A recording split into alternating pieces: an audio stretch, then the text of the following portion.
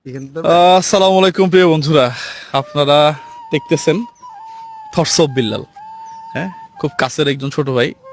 ওর সাথে আমার দেখা করার বেশ কিছু কারণ আছে। অনেকেই সোশ্যাল মিডিয়াতে ওকে নিয়ে নেগেটিভ পজিটিভ বিভিন্ন ধরনের কথা আছে। এখন যেটা চলতেছে যে ও নিজেতে কামব্যাক করতে পারে এবং মানুষের জন্য কাজ করতে পারে।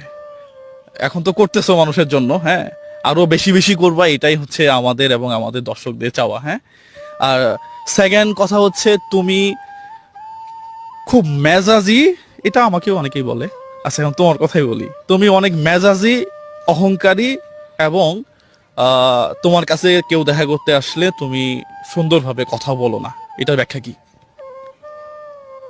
প্রথমত হচ্ছে সবার সাথে এরকম হয় না। আমি এমন কোনো স্টুডেন্ট না যে 100-তে 100 পাবো। So, আমার কাছে 100 জন মানুষ আসে। কিছু মানুষ আছে যাদেরকে আমি নিজে থেকে খুশি করতে চাই না। যেমন হয় না যে যে কোনো 5টি প্রশ্নের উত্তর দাও, ওখানে 7টা প্রশ্ন থাকে। সো হতে পারে যে 2টা প্রশ্ন আমি উত্তর জানি না,